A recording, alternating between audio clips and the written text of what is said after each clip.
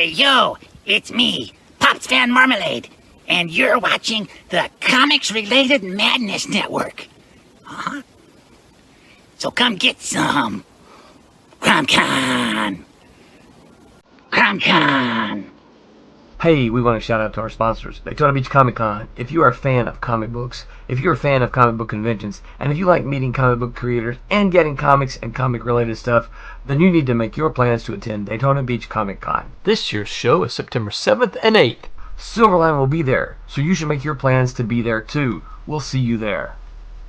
If you like comics and find yourself in the Orlando, Florida area, doesn't everyone come to Orlando at some point in time to see the House of Mouse? But when you're here, you need to make it a point to visit Coliseum of Comics, especially the one on East Colonial Drive.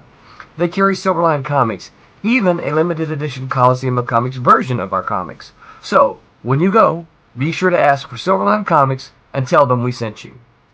OCD stands for Orlando Collector Deviants. OCD, Steve and Trish, they're a family of geeks who promote geek things, particularly those around the Orlando, Florida area. They're big supporters of Silverline, and we think you should be supporters of theirs too. Go give them some love. If you are an independent comic book maker and you need to get your independent comics made, you need to look no further than Kablam Digital Printing. They print our books, and they do a bang-up job. They're not only trusted by Silverline, but many, many independent comic book makers. Head on over to kablam.com and see for yourself just how easy it is to have your comic printed by them. And tell them Silverline sent you. Hi, this is Tim TK, host of That Silverline Show on Tuesday. Join us at 11 p.m. Eastern, 8 p.m. Pacific every Tuesday night as we discuss pop culture and the joys of making comics. Hi, I'm Barb Kilber, co-host of Silverline's Wednesday Wham. Join us each Wednesday nights as we discuss comics, literature, movies, and anything else that may catch our attention. I'm Roland Mann, and I host Silverline's Silver Sunday. Join me every Sunday at 8 p.m. Eastern as we make mine Silverline.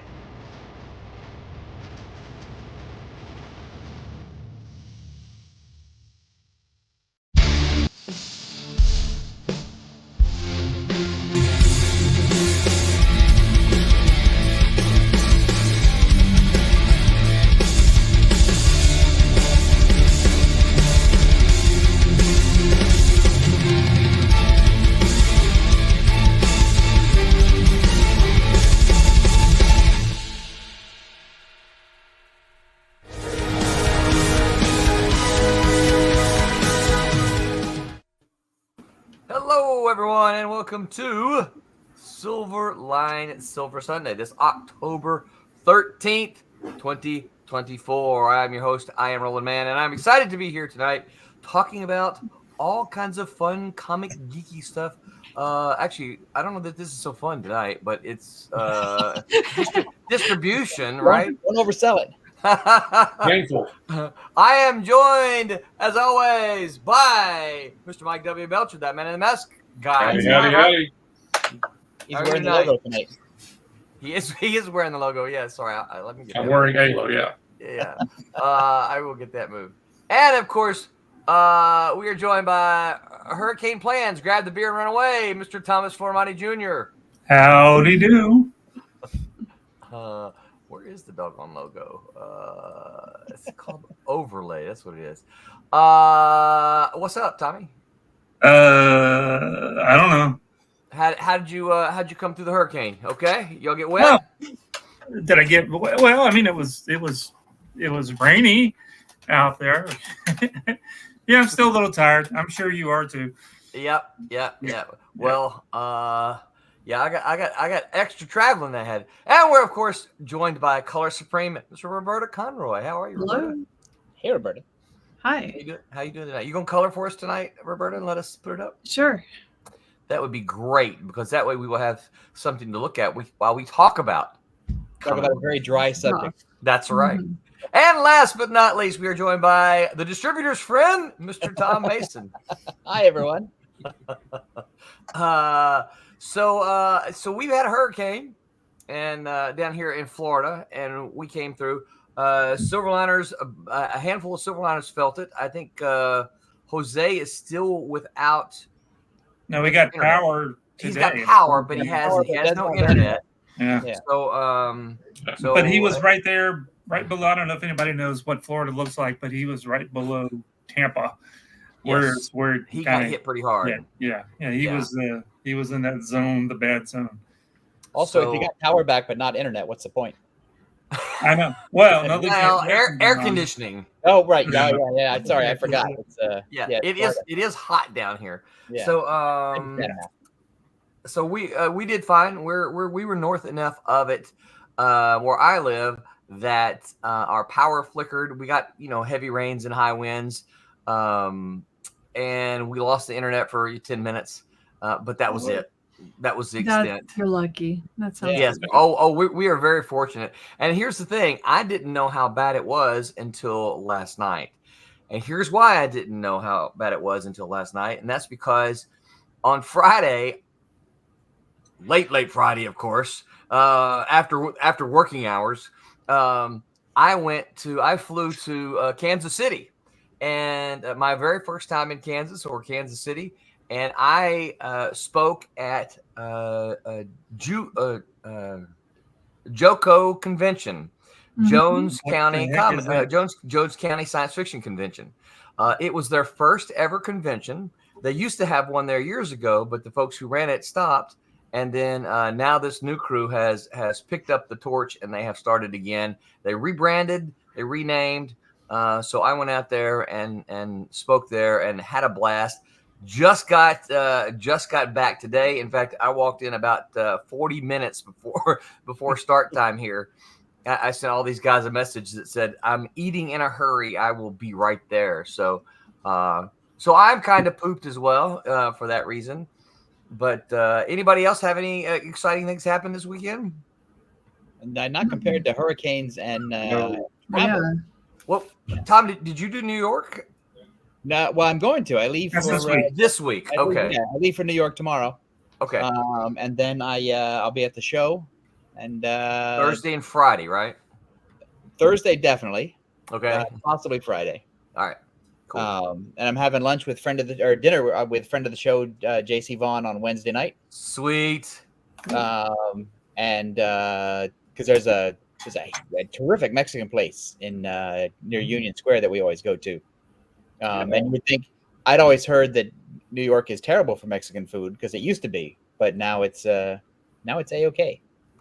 Great. But I'll have a report next Sunday when I come back. That sounds great. Yeah, we want to hear that report. Any other news, folks?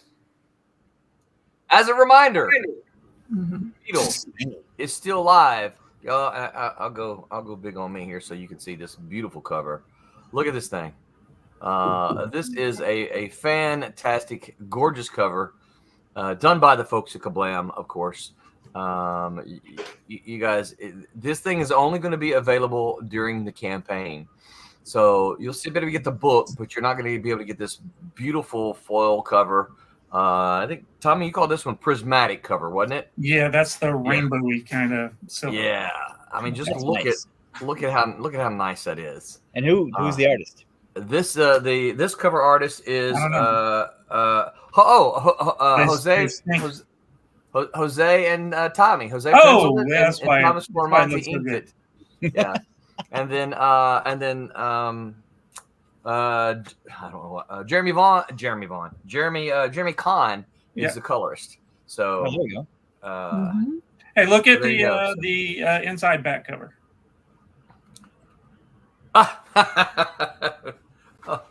Oh no, the inside back. No, the back cover. There you go.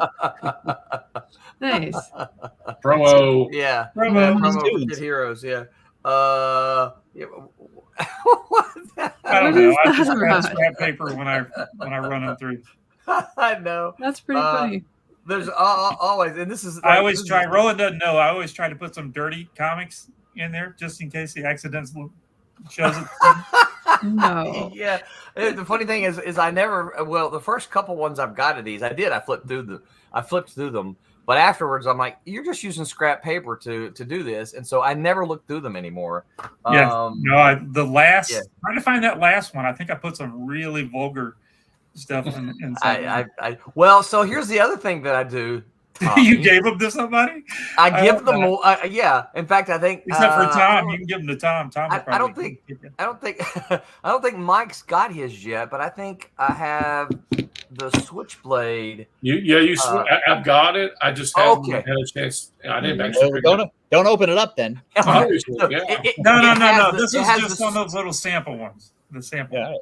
Yeah. Right. Yeah. And I send the samples as a proof copy to generally whoever does. So I'll probably give this to Jose, right?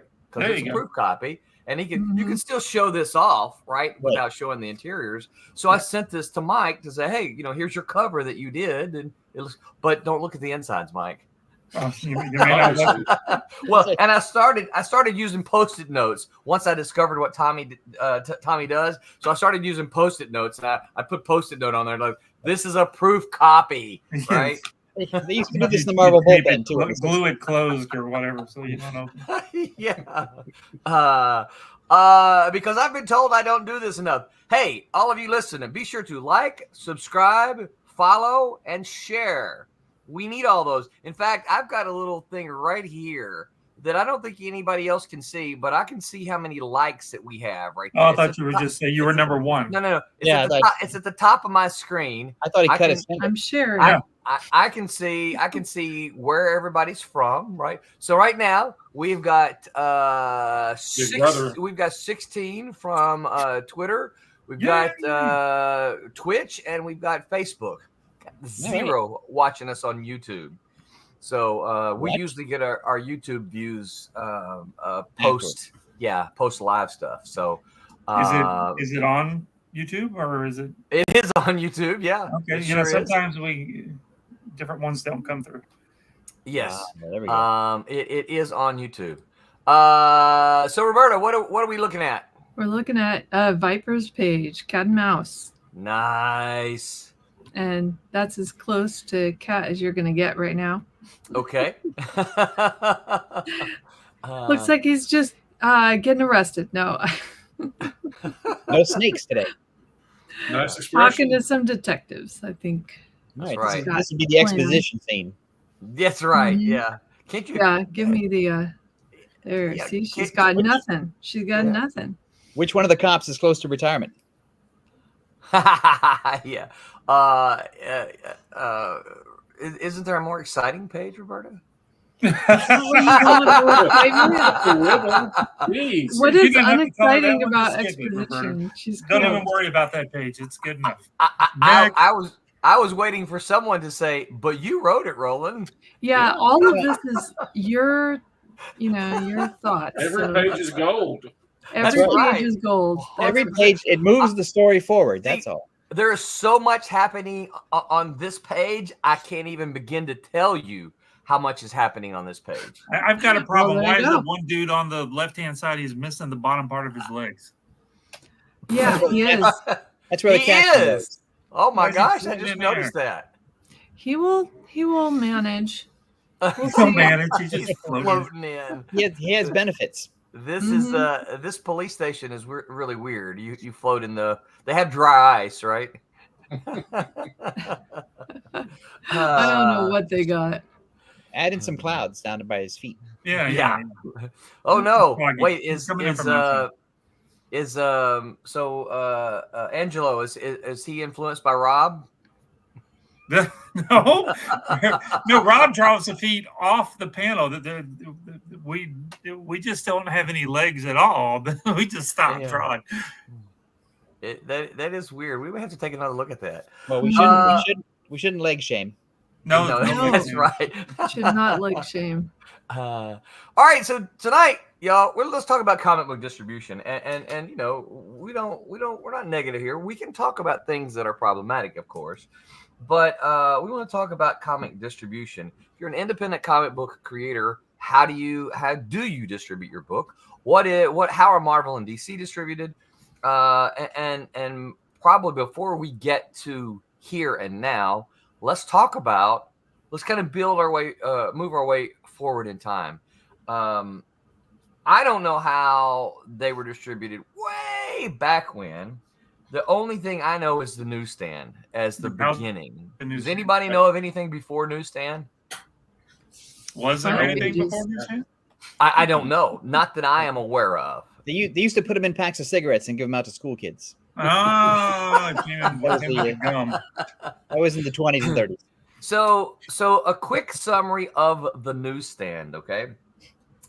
The publishers would print hundreds of thousands of copies, and they would shotgun them out to actually these would go to the newsstand distributors, and then they would shotgun them out to convenience stores, grocery stores, bookstores, drugstores. I mean, cities, and I didn't live in a city, and I didn't have access to a city growing up, but I've seen pictures. Cities even had these little newsstand stands you could walk by, and there was just a bunch of magazines and newspapers and comic books, right? It was just a newsstand. You'd see them in train stations and bus stations, and I mean, they were everywhere. And so they would send them out, and theoretically, at the end of 30 days, and this is why they all have colors at the top of them, because that would tell you when the month was over, right? They put those colors at the top of the comics. Yep. Theoretically, at the end of 30 days, they would rip the logo. Anything that they didn't sell, they would rip the logo off and destroy the unsold comic. Yeah, now, send the cover back. Yeah, and send the logo back. They would send the logo back for credit, right. on the next batch, and then that would then report to the publishers. This is how many copies sold, right? Everything was all a chance. It was all a risk at that point in time, because the publishers, they printed hundreds of thousands, but they didn't know how many were going to sell. And that was it. That was the way comics were distributed up until some point. And I know somebody has a date, but some point in the late 1970s, when a couple comic shop guys, Phil Sudling was one of them, and who's the other guy?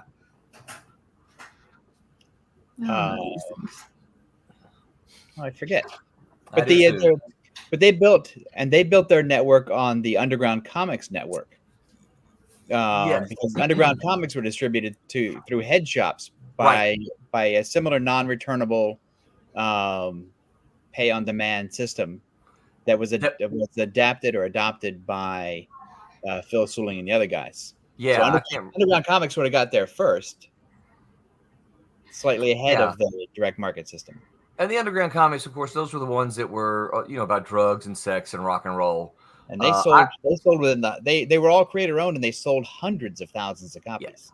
I remember the first time I ever saw them was not at a comic shop, but I saw them at a record shop.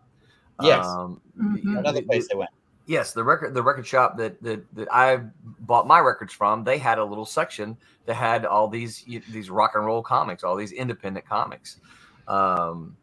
And that's I think I bought one or two of them, and I don't remember being I was a superhero guy, right? So I wasn't particularly enamored by them, but I was like, wow, there's more, there's something else out here, right? Right. And I hate that I can't none of us can think of the other guy's name, but essentially these guys, who is it?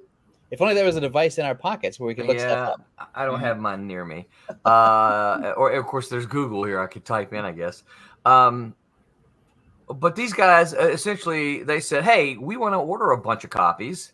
And they reached out to Marvel in DC and said, hey, we're going to order like 10,000 copies. I don't remember what the numbers are. Someone who has access to that could probably find that out real quick. Oh, I don't have my comments open here.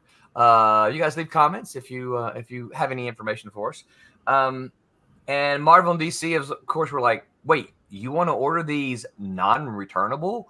We get to sell these to you, and we don't have to worry about you returning them if you. And they're like, yeah. We're going to guarantee you sell them, and they actually even got a discount, but they didn't get the same discount that the newsstand got, because that was a deep discount, because they were they printed so many of them, but they still got a discount, and so Marvel and DC were like, well, sure, we'll sell those to you at non-returnable.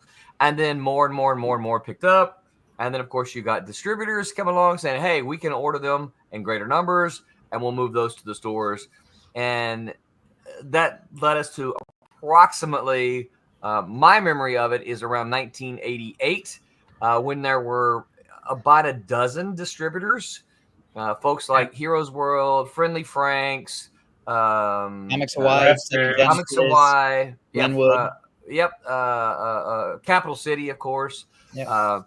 All of these were distributors, and comic shops ordered. A lot of comic shops had, multiple accounts. They would order some from Capital, some from Diamond, whatever. I remember talking to our local shop, and I think he made his primary orders through Capital, but he couldn't get back issues from them. Like if he didn't order enough, he had to order them from somebody else, right? Yeah, because most of the distributors were regional. Yes. They weren't national. And Capital City was really strong on customer service for the first release of the books. But for reorders, yes, Diamond tended, again, this is generalizing, but Diamond tended to be better. Yes. Because Diamond was bigger and sort of more efficient. Yeah. So I know that like when I got to Malibu in '92, Protectors was one of the first books that I got to edit. We were doing two versions. We were doing a newsstand edition and we were doing a direct market edition. They had different covers. They had the little UPC code, and one of them, it was just an image, right? There were no bars there. And so the ones that were shipped to the direct market, we printed however many they ordered plus a few. But the newsstand was done like the old method. We printed a whole bunch of them out, shotgunned them out there, and those that didn't sell were destroyed theoretically, right? Yeah, because they stopped. One of the things they stopped doing is newsstand distributors were like, I don't want to tear all these comics apart anymore. I got no time for that. Right. And so they stopped tearing the comics apart, and you would just take their word for it. They would just say, yeah, whatever, you kid, we sold, right, 5. We sold 5, and then we sold 1,000 of them out of the back of the truck that we're not going to talk about. Right. Yeah. So that's So of course I can even remember when they were tearing logos off. It wasn't unusual. You could go to a 7-Eleven and find a box, right, of a bunch of comics just tossed in there, and they were selling them for half price, right? Because there was a kind of secondary market at flea markets and antique shops and the odd truck stop and 7-Elevens, yes, especially in small towns where they would sell the 3/4 covers comics, and paperback books were the same way too. They would tear the logo off. Yeah. The paperback books, they just ripped the entire cover off. Right, because that's tiny. You don't have to have muscles. Right. Well, and of course, I worked at a bookstore in college, and we never had to do the comic books that way, but we did do the paperback books, particularly all the Harlequin romance books, because they ship those things out like crazy as well. And then also, as a comic book fan and as a fan of books, it's painful. It is to understand that the system was basically, this didn't sell, so what we're going to do is we're going to tear off a piece of it, and we're just going to throw it away. It's like, ouch! I feel hurt. It's like 1,000 daggers in my heart. Yeah. So if you're like me and you have some of those comics that have the logo ripped off of them, those are illegal copies. Those copies are illegal. They should not be there because they were supposed to throw all of those away. Breaking the law. But of course I have a handful of those in my own collection, because some of them is like, well, there's no other way I'm going to get this thing, right? So I've got one without a logo on it. And they also, some of those covers also have like rubber stamp markings on them, and some other kind of indicators that the newsstand would attach to the cover. So you might see some sort of ink stamped mark on your, like a date. The time of the date, or some kind of weird code. So I have seen those stamps with a date on them. I had a bunch of comics that were clearly done with a rubber stamp, and it was like a little tiny red star with a rectangular box on it. It's like I never could figure out what that was, but I got them from all different parts of the country, so it had to be something. So it wasn't like your local store stamping them. No, no.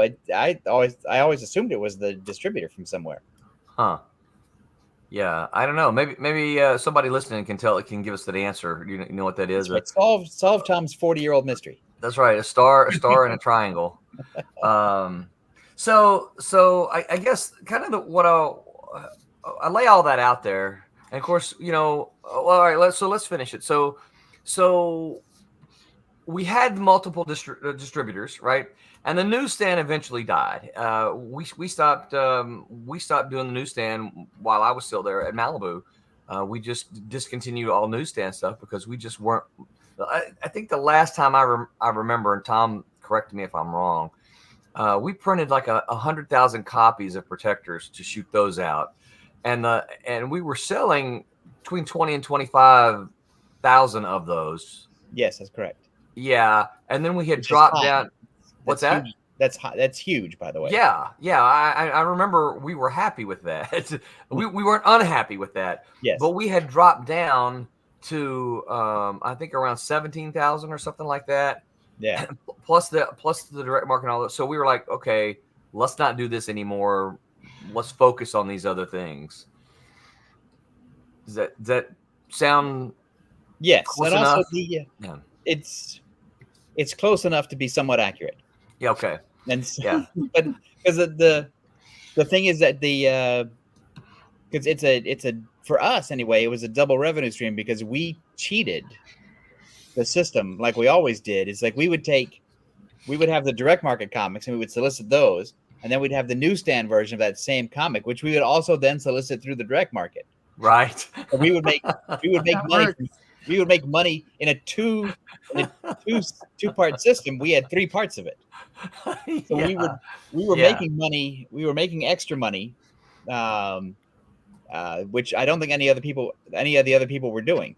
I don't think so either. I don't recall being aware of anybody else doing that, because I know I was kind of surprised that that's something that we were doing. But I'm like, well, that's kind of cool. Because there's this special thing where it's sort of the unspoken rule. Well, they're 2 separate things. You have to keep your politics out of your religion or whatever. And so you can't mix them. And we're looking at that going, well, we could sell another couple of thousand of everything. Yeah. To the direct market. Why would we turn our back on some money? And we had the impetus for it was we also had fans going, I don't have a newsstand near me. Right.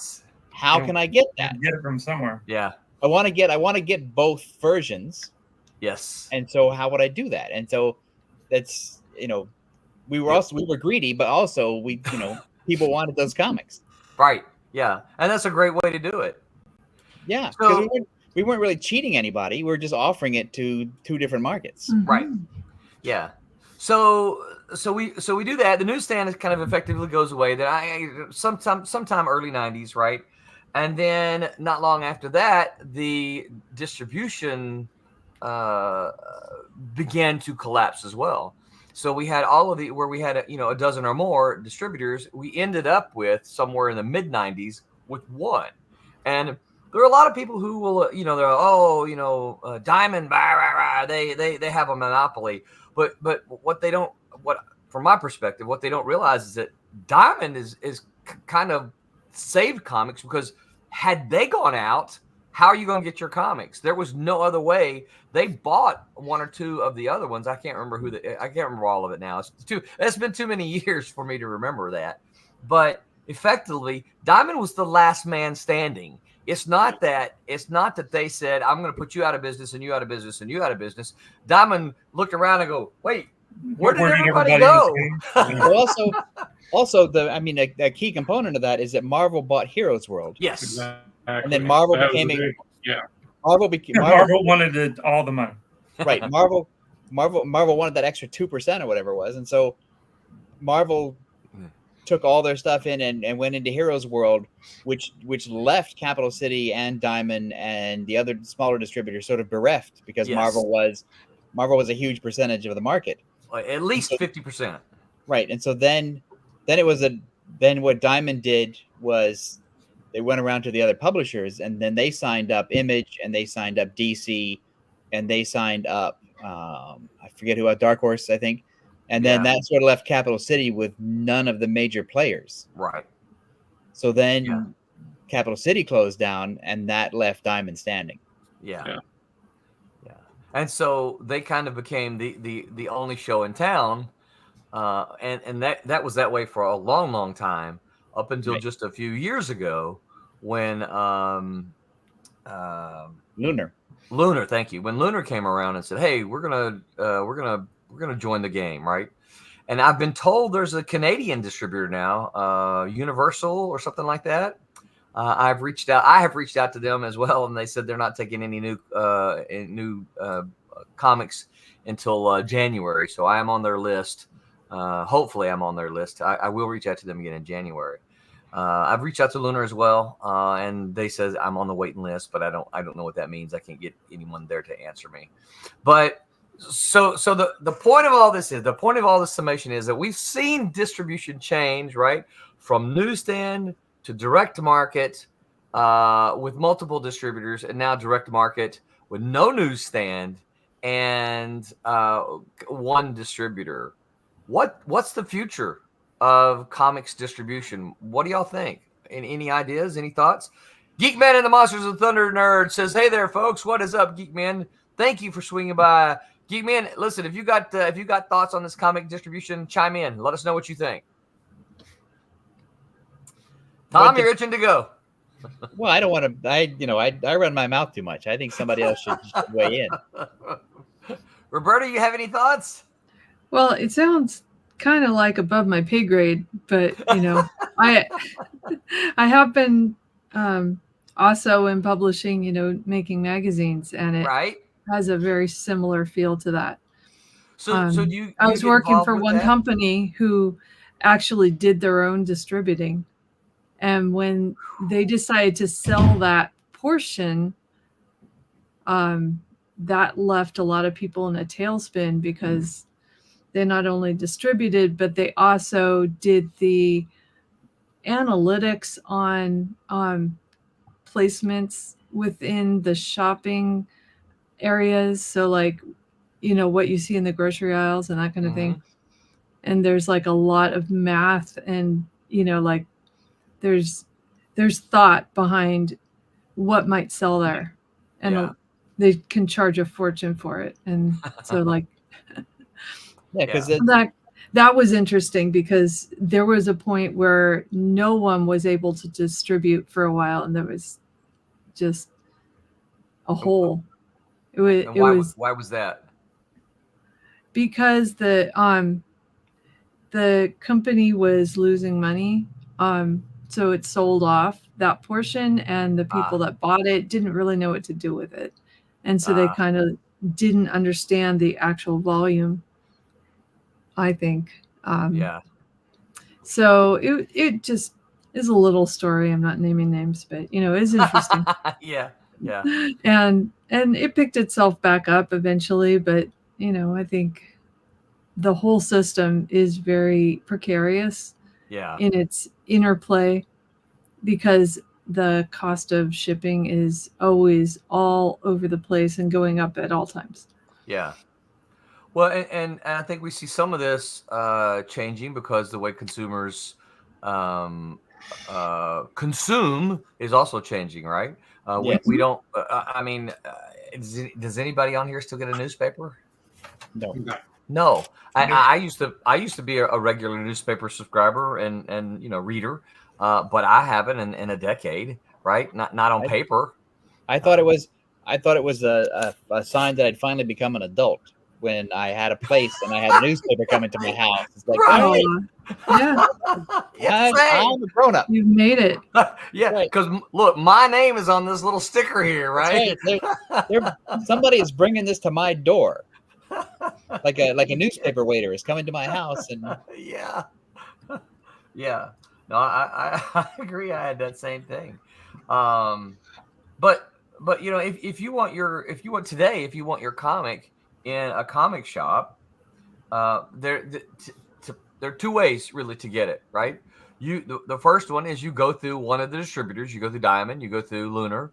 I guess if you're in Canada, you go through, I think it's Universal. Don't hold me to that name, but I think that's the name of it. Or you call them directly yourselves and say, "Hey, I got a comic. Will you buy it? That's tough. That takes a lot of work. What I think what's happened is it used to be a simpler system. Yeah. Where you would make a comic and you would make a deal. Like DC and Marvel had long-standing newsstand deals. Yeah. With the same newsstand distributors.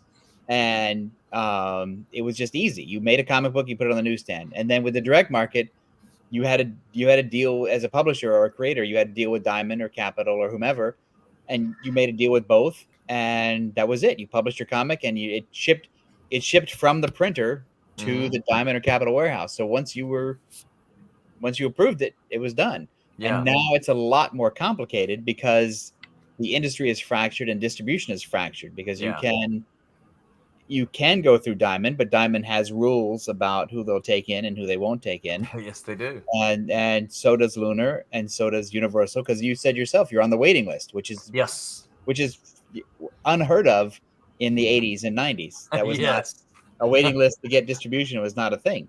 And but there's also now if you're Diamond or DC, if you're Marvel or DC, it doesn't matter as much. But if you're an independent person, you get to really hustle. You've got to pursue other avenues, whether that's hand selling at conventions, whether that's mail order, whether that's putting your book on Amazon or Comixology or what's left of Comixology, or releasing it somehow digitally, or all the other stuff. You have a lot more to do as an independent creator than you used to.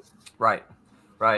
Geekmen says Amazon was our main distributor for Aquatic Realm magazine. All of this stuff is over my head. I leave the logistics to you fine folks. But ARM was your baby, right? Rob Davis, what's up, Rob? Hanging out with us on a Sunday night. He goes, I think the biggest change to distribution was non-returnable. Before that, whatever didn't sell on the spinner rack, you could pull the cover off the book and return it to the publisher distributor for credit. So non-returnable, it became the big deal. But I ask you today, and I can tell you today, what aside from Marvel and DC, who can afford maybe Dark Horse, who can afford that? Right. Because I can tell you, Image can't afford it. Because the system is built on getting the money funneled back to the publisher as quickly as possible. And so if you make a product and you have orders from the retailers, and then you know how much money you have. Yeah.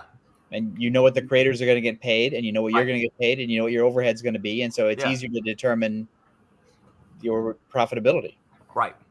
Yeah. Because the numbers are so low now. It's crazy how low they are. Yeah. So there's not a whole lot of money just to throw away in printing. No. Well, and you've probably heard those who've been around certainly can remember maybe during newsstand. You probably heard some of the creators saying they had to wait months for their royalties. Well, the reason they had to wait months for the royalties is because the book went out. It had to sit there for 30 days. Yeah. And then the newsstand distributors had, I want to say something like, correct me if I'm wrong, Tom. I remember because I remember us doing it with the protectors. So they had something like 8 months to report their returns because they had to collect it from all of their clients. Yeah. So we couldn't, as a company, then we couldn't pay, R.A. Jones and Tom Derenick, the guys who made the protectors. We couldn't pay them the royalties because we didn't know what they were getting. Right. If there was any, if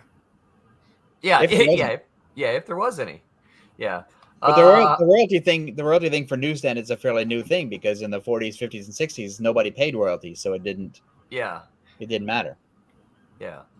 Well, I think the guy gets a lot of shade tossed his way, but I think you guys correct me if I'm wrong, we had Jim Shooter to thank for that. He put the royalties in the play when he wrote Secret Wars. Yes, he did. Hey, I bet this is going to sell really well. I'd like some royalties. Maybe Marvel could change his policy on royalties. But it benefited everyone, right? Yeah, it's true, and it's a couple of decades too late because if Kirby had gotten royalties on his stuff, and Ditko had gotten royalties on his stuff, and Jim Aparo got royalties on his stuff, and Neil Adams got royalties on his stuff. Right. If all that had changed, those guys would have had some good money. Yeah. Yeah, because it doesn't really take in a newsstand, because the per unit cost is so much lower because you print lots more. Because the per unit cost is so much lower, it doesn't take as many thousands sold before you can begin to earn out the royalties. Also, and you're printing on basically a Printing is newspaper press. way cheaper. Yes. Yeah. Yeah. You go to those big printers where you just sit there and you just run 1,000 books off in a minute. Rather, Yeah. I think we've all seen About old anything. movies, old black and white Yes. movies where they're set in a newspaper office or whatever, and they cut to a shot of the printing plant, and that thing is printing out newspapers. Yeah. That's how newsstand comics get printed. Yeah, I love those scenes.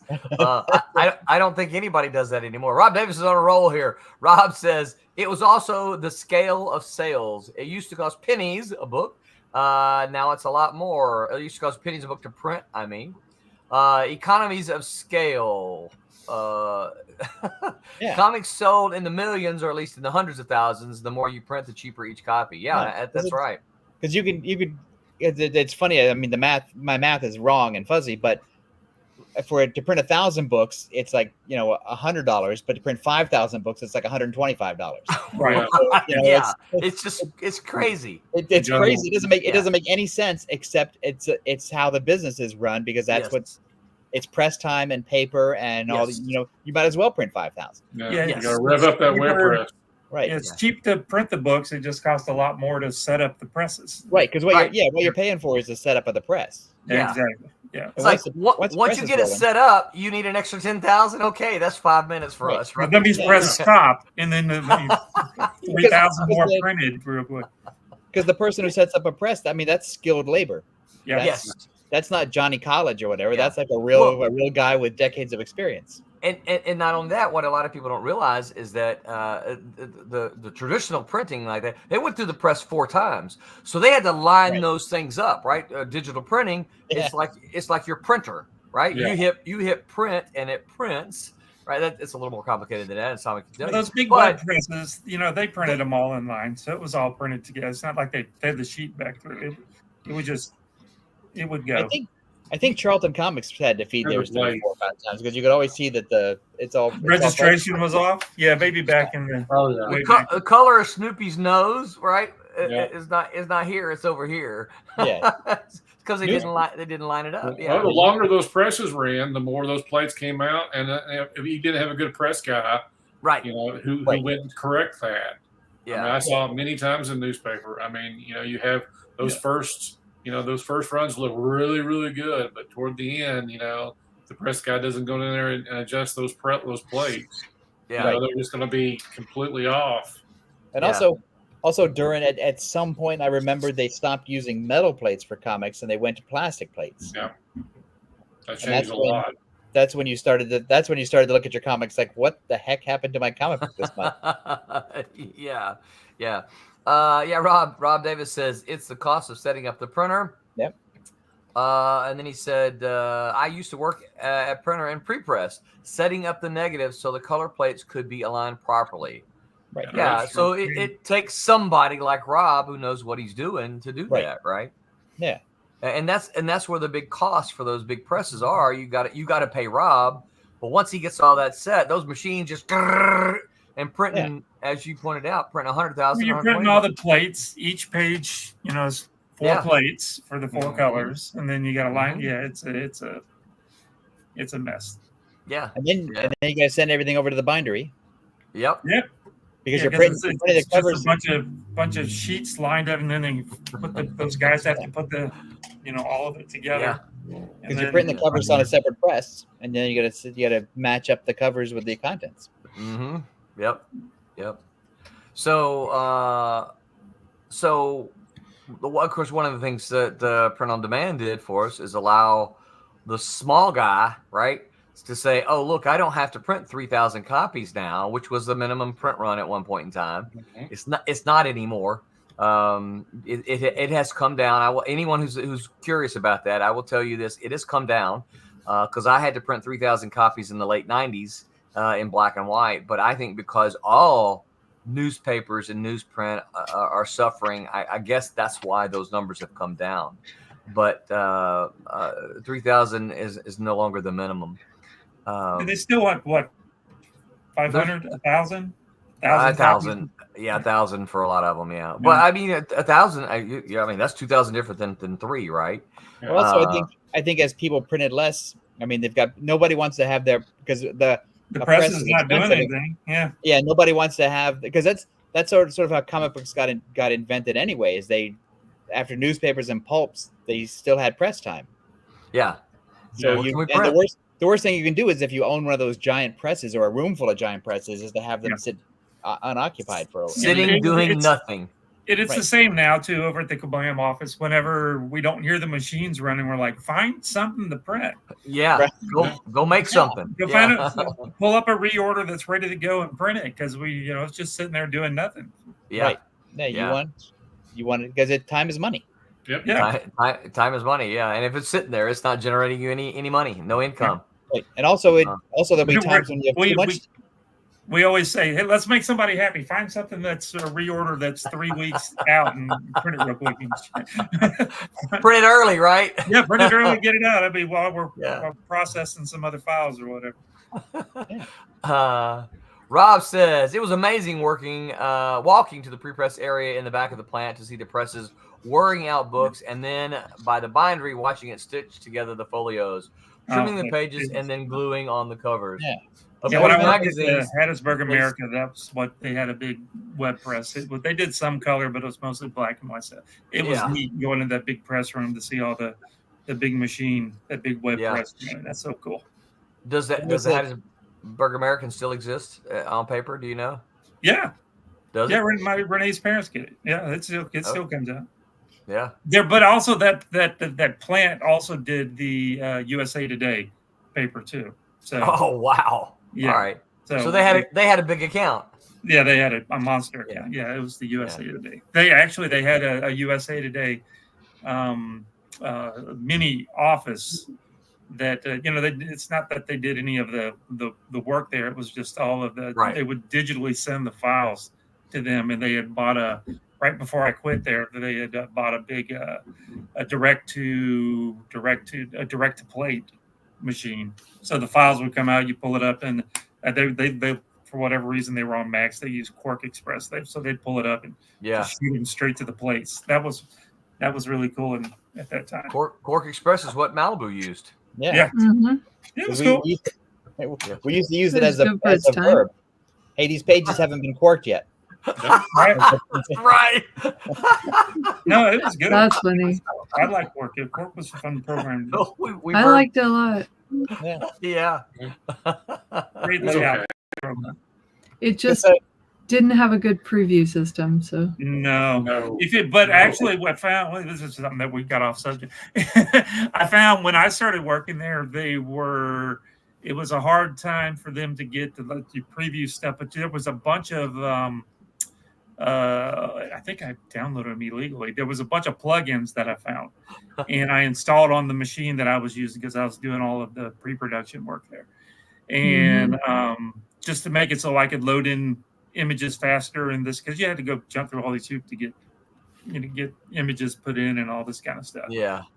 But I found all these plugins and stuff, and they had to go buy them all because I started using them. Everybody's like, "How are you laying these pages out so fast?" And I'm like, "Because I got this plug-in." Did you buy it? No, but y'all are fixing to go buy it.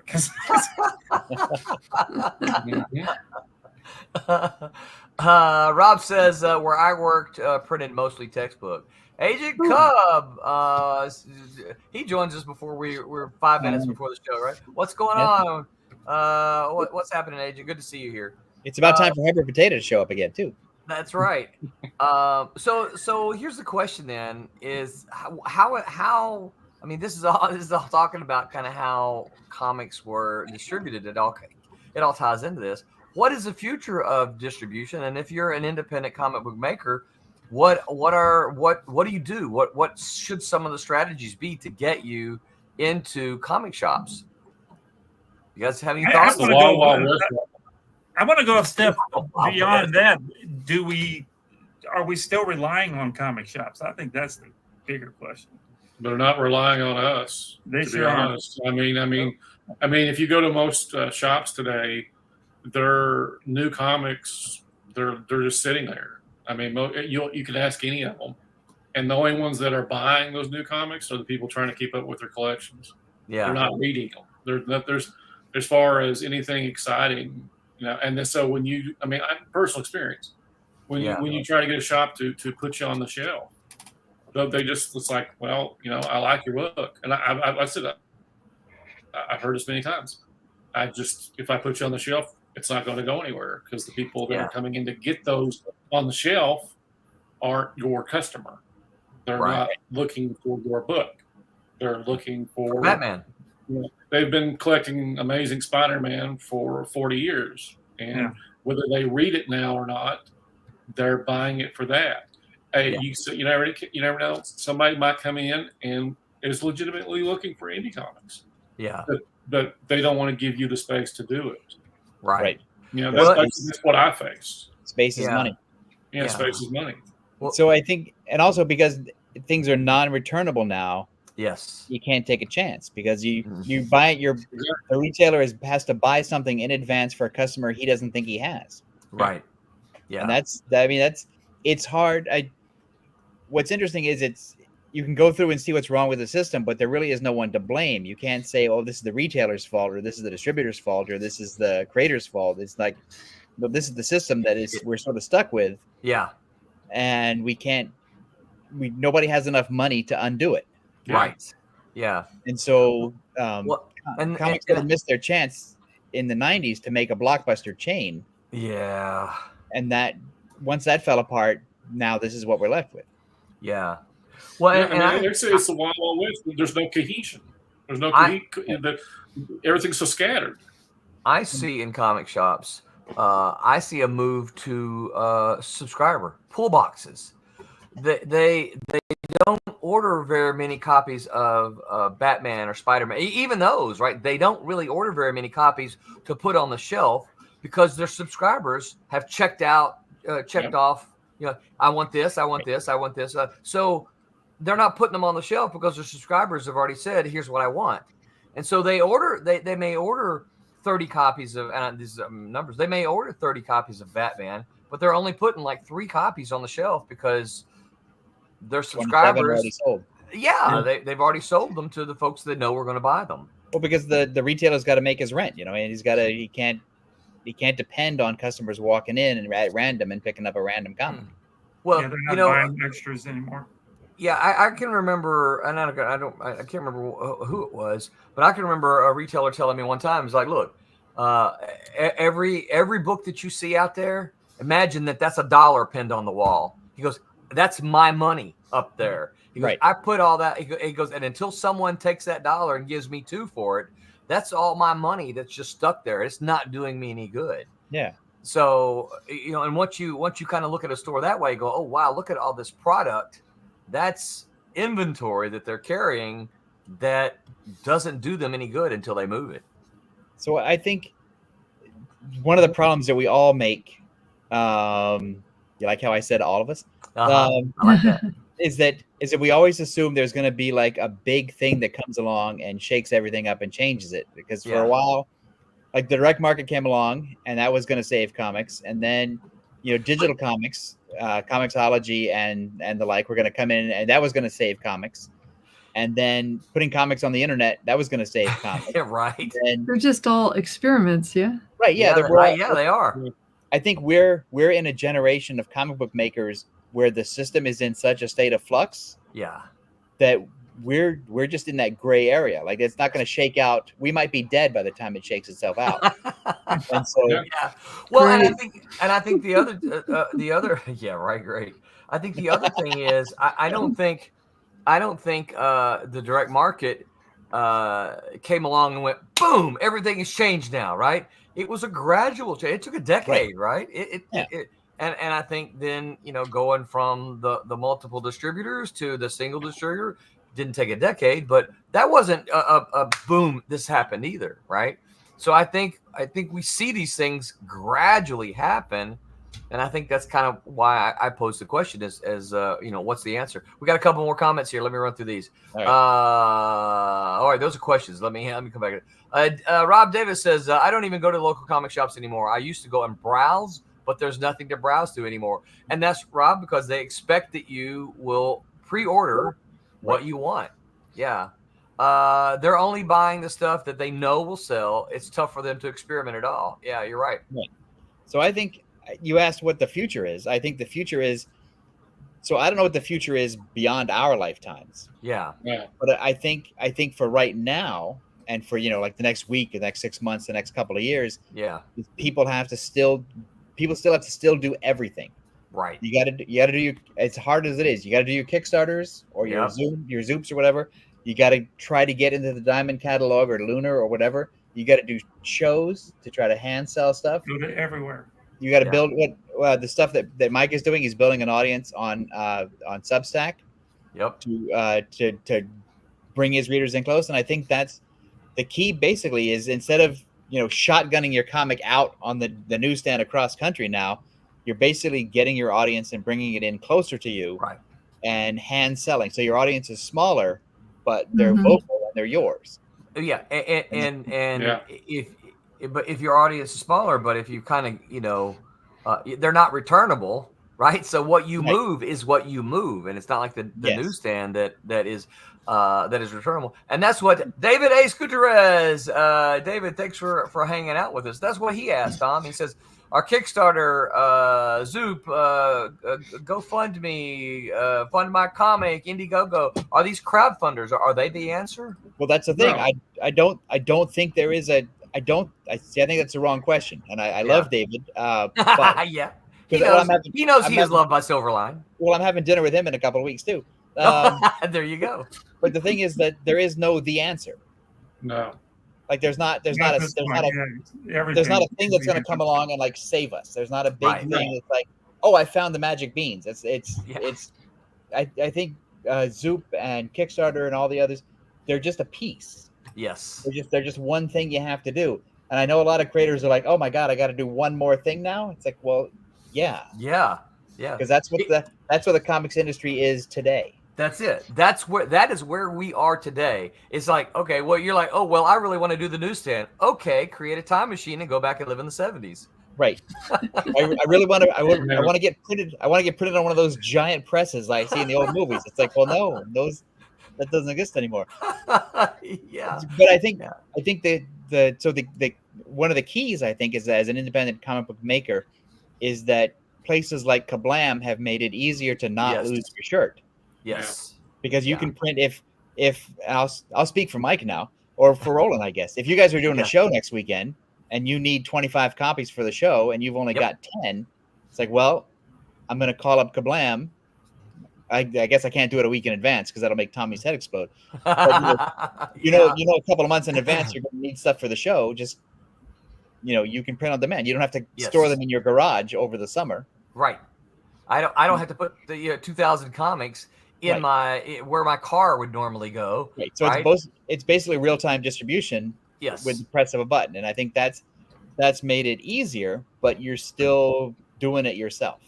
Yeah. And we can't forget one thing about Kablam is the fact that they offer Indie Planet. I mean, that's another very vital distribution because it allows people like me to have a catalog that can be accessible pretty much 24/7. Yeah. And I think that's the key too. You want to get deep into publishing so that you can have a catalog. Right. Like if you just do one comic and you think that's going to be your million seller, that's not the answer. The answer is you're going to have to build an audience. You want a wall. So did you guys know that at one point we set up a distributor system? No, I had no idea. No. Yeah. I'm new. We did. Yeah. It was called that's only because I hang out with you. Yeah, we you got Indie Planet, but then we had a distributor side of Indie Planet called Comics Monkey, where we were barely going to make any money on the printing side of the stuff, but still let the creator, the creator had to a little bit of a cut, but we were going to take a huge cut. and we could not get store. We wasted so much money trying to get stores to we offered to even send free books out of our pocket and still pay the creators. You go through and you find the books that are selling really good. We did at the time. This was 10 years ago or so. And we couldn't get any, or even the stores that our buddies could not get them interested in doing it. Now, years ago, it's a risk. Years ago, I'll tell this story about Golden Apple. It was run by a guy named Bill Leibowitz, a guy who loved comics but also loved money, and he wasn't going to put stuff in his store that didn't sell because he was on Melrose Avenue in Los Angeles, and that real estate's not cheap. Yeah. Mm-hmm. So, and we had a comic we were publishing called Ninja High School by Ben Dunn, and I went in there because Bill was my local store, and I asked him. I said, "How come you order a lot of Malibu stuff? Why don't you carry Ninja High School?" He says, "I don't think it'll sell." And I said, "Well, here's what I'll do. I'll make a deal with you. I'll take out 10 of Malibu's comics that don't sell that you feel stuck with. I'll give you 10 copies of Ninja High School. I'll rack them in the alphabetical order with the others. So put them in with the ends, and then we'll see how they do." And then I went back a month later, and he'd sold out. And then he started ordering Ninja High School. But you can't do that. You can't strong-armed him. Yeah. You can't do that for 2,000 stores across the nation, right? Yeah. And you really can't even do it now because the business is different. Yeah, but I was hand selling, and that's pretty much what I think you have to do now. Yeah. Well, and look, you guys know this. We got Coliseum of Comics on here. Part of the reason that we have that is because I go to Coliseum of Comics and I talk to them. Right. And I have a relationship with the owner of the store as well as the manager there. And here's the other thing. I've talked to other owners locally as well. But you notice we only ever talk about Coliseum of Comics because the other guys are just like, hey, yeah. So not really. So I think if you're a small press comic book maker today, you really have to wear every hat. Yeah. And there is no magic bean. There is no magic answer that's going to save. It's like where you can press a button. And it's like, well, I got my comic out. It's like, no, you getting the comic out now is the easy part. Yes. Finding the audience is the hard part. Yes, it is. Yeah, absolutely. David says, I'm like Johnny College. I don't know nothing. He's not running my press for me. And then Rob says, and here we get to why I'm associated with Silverline. I don't have the time, money, or desire to do all the stuff that's necessary to sell comics in big numbers. Well, Rob, you just keep drawing them, and we'll just keep doing the rest of it. How's that? Is that a deal? But I think so. Sorry, Roland, before you get to Rob again. It's okay. But do you think that because you've been at both ends of the business, you were a creator, you were also a self-publisher, and then you worked for a big company, and then you worked for an even bigger company, and now you're back to doing your own thing again. Do you think that journey has sort of helped you get a perspective on how things work? I do, and it probably wouldn't surprise you, Tom, that I point to Malibu as a huge learning experience. I learned, so I didn't deal with we had Eric Senna, right? I didn't have to do any of that, but I hung out with Eric enough to learn part of what he did, right? Yes. Your office was open to me 99% of the time. A couple of times you're like, get out of here, Roland. Right? I was like that with a lot of people. Yeah, a private meeting. But your office was open to me most of the time, and to my knowledge, I don't recall. There wasn't really a lot of secrets at Malibu. It's like, don't tell anybody. This is a big secret. We sold 5,000 of these. Yeah, there were some things. Hey, we're doing this special story. Don't tell anyone because it's that's different. But you were always, and everyone there was always kind of an open book. I learned so much there about things that I knew comics, right? I was a geek already, but there were the business part of it that I didn't know. I mean, you probably remember we used to have that. If we had the idea for a new comic, we had that little chart we had to fill out, right? Yeah. Here's how much money we're going to spend, and then we would turn that over to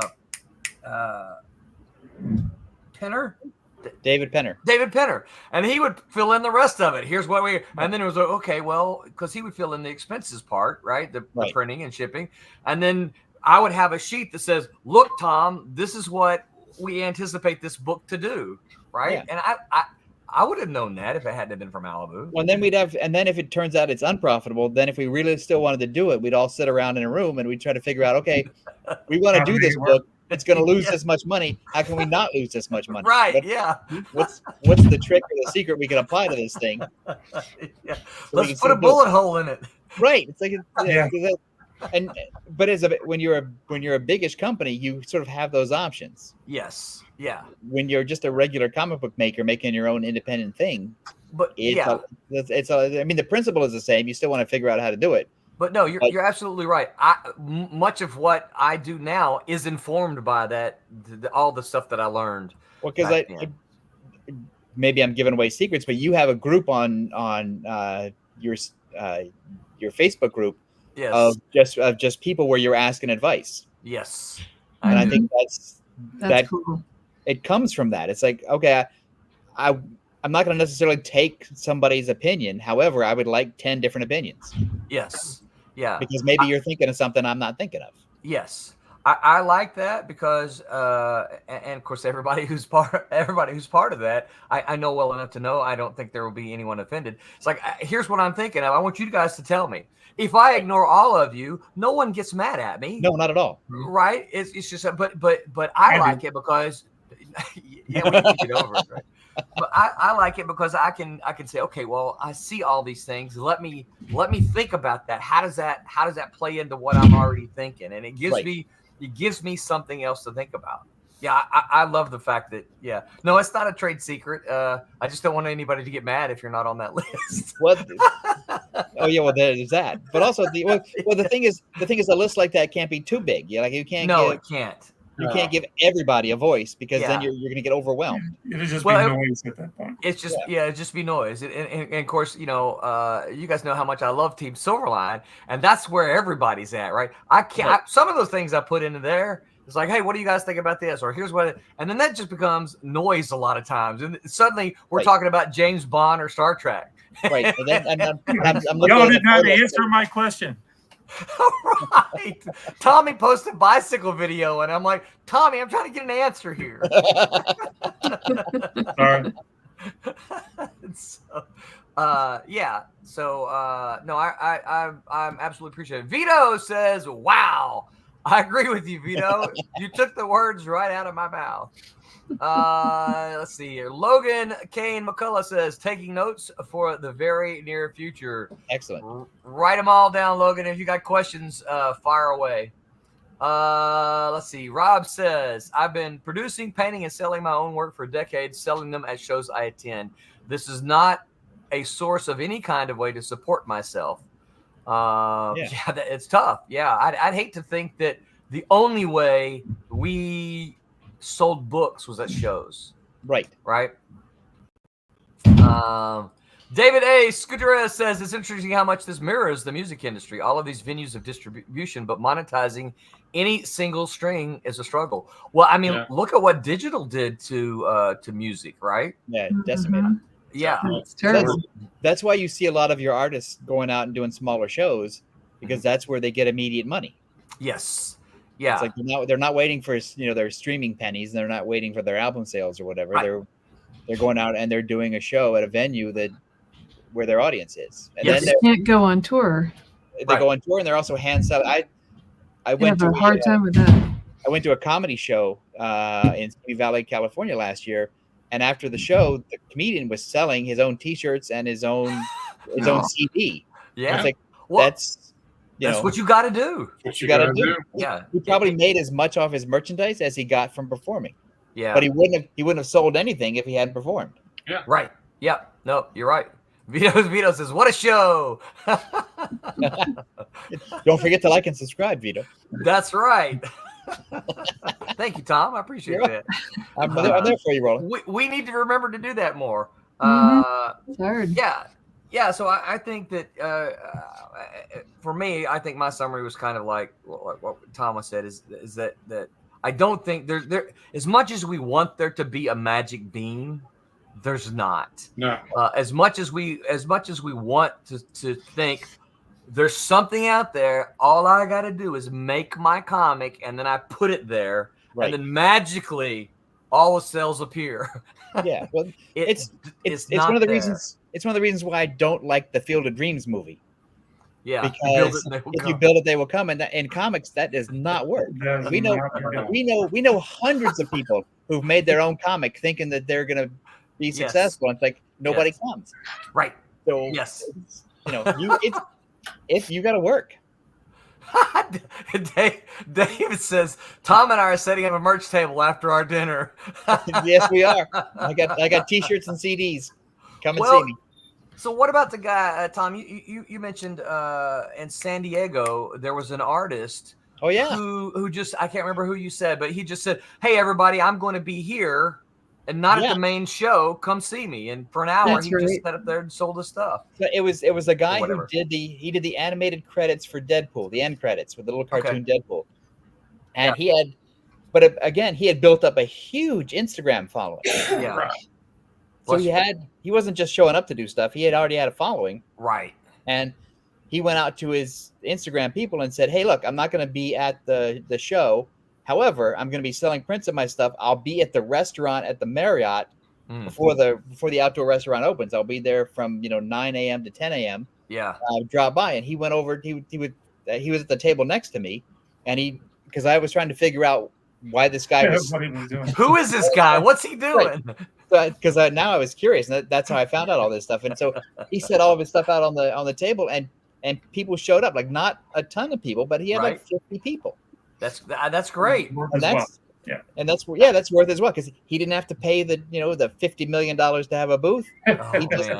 He basically did like a guerrilla filmmaking thing where it's like he took advantage of the space that was available before it opened. His followers came, they bought stuff, and the thing about him though is that another thing to stress to other creators is he was totally personable. Like he had a winning personality beyond like a salesman. He was talking to people like a genuine person. Yeah. And talking about making the movies and talking about how he made the animated stuff and talking about how he learned to draw. And that's cool. He wasn't like, that grumpy guy sitting behind his table, waiting to be asked something. You mean this guy? He was fully engaged. And it's a mix of, he had an audience, he had a venue, he had a marketing plan, he had a personality, and he had a thing that was interesting. He was selling Deadpool stuff at a time the Deadpool movie was out. Yeah. Yeah. And so he worked. Vito said, "Don't split your IP with an artist who thinks raising less than $1 million for an indie comic is a failure." Oh my gosh. Man. Holy mackerel. Wow. Yeah, don't do that. That's terrible. Yeah, don't do that. But I think there are many major comics that can generate $1 million. Well, I think all of us here can pretty much say pick a good partner. Right. Oh That's yeah. Right. Yeah. That's the key. You want to find somebody that you're in sync with, or somebody that you can work with. It's not. Yeah. And that you both have the same expectations of how this is going to work. Well, and I think that's key. Pick somebody that you can work with. I know you guys question why I keep working with Tommy, because clearly we don't get along, right? It's a mystery. He's gone. He's out of there. But I know where you live. That's exactly what it is. You want to work with somebody that or people that you get along with, that you enjoy spending time with. I mean, I believe Roberta likes us because she keeps showing up on Sundays. I'm still here. Right. She's still here, right? That's something. I do, guys. So yeah, I think that's vital. I think that's incredible. Rob Davis says your best selling point at a show or signing is a smile. Yeah, enthusiasm. Yeah, because I think a lot of people take it for granted that their fans are going to show up, and it's like they kind of don't want to be there because why should I be there? It's like, well, no, I really want to be there. I want to meet the people that buy my stuff. Well, and not only that, for me, it's like I want to be there because I want to find people who haven't bought my stuff and introduce them to it, right? You're evangelical. You want to get people in. I want to go, hey, have you ever heard of this comic? No? Well, then let me tell you about it and try it out. Yeah. You know, Tommy, I don't know if he still does this or not, but Tommy used to do, I thought was really, really great, is that they would, he would try to get them to buy the whole set, right? They would say, well, I'm just going to buy the first issue. Tommy would say, here's the deal. You take it home and you read it. And if you like it enough, you come back and I'll take this in and trade. I'll give you your money back for this and you can buy the whole set. Yeah, something like that. I don't know if I said that exactly right. Or if they, if they want to buy the trade instead of, so they can apply that money towards the trade. Yeah. You don't. You've seen it. I got a stack of books that I've signed that are like, okay, well, this is just the cost of doing business, and then and if somebody buys issue 1, I can kind of pretend like, oh, here I signed it. Here I signed it. But I think it's as a creator and you're really just a small businessman, and so. Yes. You want to talk to the fans who like your work. You want to try to convert new fans to your work, and you also want to be able to make a deal. So you have to sort of think on 3 different levels, if not more, about how you're going to work your show. Yeah, absolutely. Rob says you're making fans at a show. I think absolutely, because I know because we do a lot of our local shows here, and Tommy can attest. We see a dozen maybe of the same people at a lot of those shows, but talking a dozen people, 1,000 folks show up to those shows, right? So I can't do the math that quickly, but that's 980 that I didn't see at the last show, right? So that's 980 potential new fans. And so smile at them, speak to them, engage them. And even if they don't buy anything, if you're nice to them, if they leave with a positive experience, they'll see you the next time and go, that creator was really nice to me. Let me go. I've got an extra $10. Let me see what they've got at their table. Maybe I can help them out. Right. Well, because I think that, at a show, you're an ambassador. Yes. You're an ambassador for comics. You're also an ambassador for the show.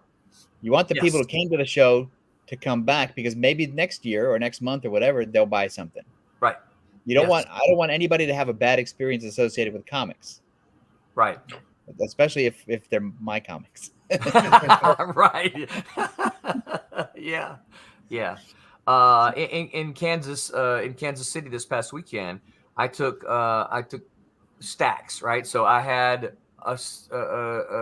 some of the graphic, some of the trades, and then I had some sets. Like I had a complete set of Trumps that was in a bag. That here's a complete. But I also took 10 copies of Trumps #1 to possibly give away. Right. I gave some away to the folks who put on the show because they took really good care of me. Right. And so I did when I did a panel. The panel, the second panel I had I want to say 9 people in it. It wasn't a very big show, but they had 9 people in it. Well, I just happened to have a dozen comics there, and it's like, look, everybody, here's a free comic, right? And you could tell a couple of them were like, oh, cool, free comic, I'll take it, right? But a couple of them they're like, oh, you're gonna give this to me? Will you sign it, right? And so I mean, oh, that's gonna cost you $5. And of course, those of you who know my stories know that first issue ended. What was the last 3 words of that first issue, Mike? Huh? Which one? Hey, Mike's like, I wasn't paying attention. What was the last 3 I was words? paying attention. I just wanted to make sure which book you're talking about. Trump's #1. What were the last 3 words of Trump's #1? Oh, don't. It's been like 2 years since I read that story. Thank you, Tom Mason. Tom Mason said, "To be continued." Oh, that's the last 3 words. To be continued. So my hope is like a drug dealer, right? I give you the first one for free, and you're like, oh, I need to know how this ends. And then pass it around to your friends and tell them where you got it. That's right. Absolutely. Yeah. Rob says it's why I like my spot at Planet Comic Con, which is in Kansas City, by the way. I'm near the escalator to enter the show. I talk to them when they come in, and hopefully on their way out, they'll stop to buy something. So I always thank them for coming by and encourage them to enjoy the show and find the things they want to purchase, even if it's not my stuff they're buying. Many stop by on the way out. Yeah. Exactly. Also, So- Rob is a very personable guy. He is. That He helps. is. And whenever you see Rob, you're always surprised at the length of his ponytail. It's like, dang, that's a long ponytail. Well, well, you know, when you're retired from your day job, you can get a ponytail. That's right. All right, man. My clock tells me that we have just been We ran having long. way too much fun. Mhm. Y'all have any final thoughts about distribution? I think we solved the crisis. I think all of the above is the answer. Yeah, Yeah, I think I you're right. agree. Yeah, I think you're right. I think we can't depend on just the one thing. And Right. Rob says, actually, I started the ponytail during COVID. Oh, all right. Good for him. Hey, his hair grows Hey, real listen, fast. you need a hobby. So, all right. So Tom, you're going to be at New York Comic Con this You come on, this definitely coming on week, right? Thursday, probably on Friday. Come by Okay. and come by. I'm going to be wandering around. So find Tom Fine. if you're gonna be there. Drop Tom a Facebook message or an email and say, "Hey Tom, I'm gonna be there. I'm gonna meet you at 2:00 in front of this booth," and Tom will meet you. I'll meet you because I'm also going to drop by Thomas Derenek's booth and I'm going to see our pal Henri Compin. Nice, that's right. And I gotta go see. I think Tom Orzechowski is set up with Rick Parker at a booth. Oh, So I nice. wanna, Oh, really? Lettering booth, right? And apparently Orzechowski sells lettering. Like he'll do custom lettering and sound Yeah. effects. So like you want a BAM or a kapow or whatever. in the Okay. So thing. here's something that would be cool, right? So if he's there and Mike's at the same, you commission Mike for Exactly. drawing, right? And then you take it over to Tom and have him put some lettering on there. Not that Mike couldn't do it. Mike's an exceptional letterer, right? But to get Tom to throw some letters on there, right? How cool would that be? Very cool. If Orz is still selling lettering of his sound effects, I'm gonna get one. You have to get a BAM or a POW, right? Don't I? I mean, it's You need to get a kablam. that. Oh, A kablam. oh, the kablam. You can send it to me. Yeah. It would because it would. I mean, it's. I love Orzechowski's lettering. It never occurred to Yes. me that a letterer could make a booth where they sold Something lettering. at the show. Yeah. But It sound it effects just is such makes a great way to sense. do it. Yes. Yes, it is. Yeah. Because that would look cool on your wall, wouldn't it? Bam! Bam. Kablam, yeah. And then Tommy would just say, "Hey, he stole my font." That's All right. What about anybody else? Anybody else going to be anywhere exciting this weekend? Yeah, you and I are going to be the show. We sure are, aren't we? We are going to be at Galactic Comic Con down in Winter Garden. Winter Garden. Me, you, and Jose, right? Yeah, Cool.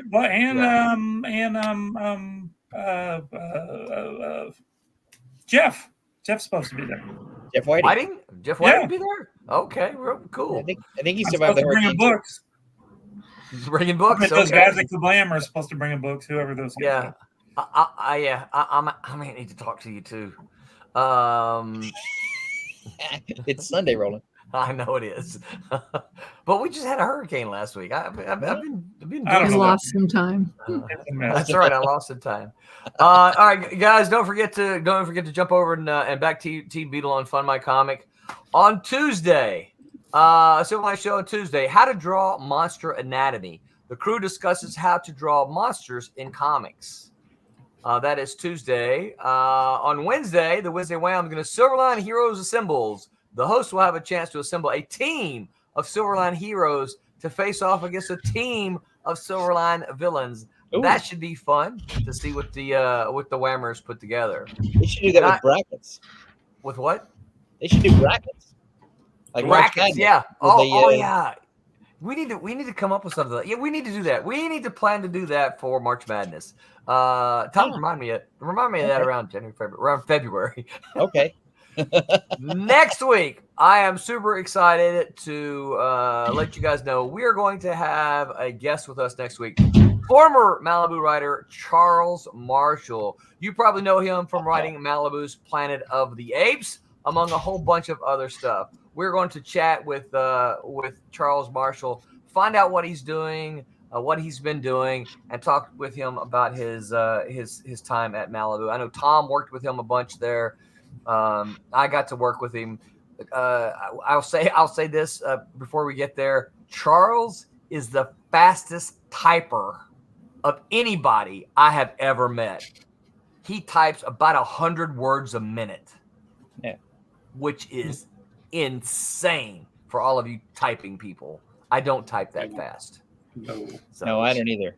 Yeah, because I have these two things. I have these two things. I have thumbs. Right? All right. Anything else, guys? I do not think so. All right. Well, let me find my button here. It was a lot of fun as always. Thank you.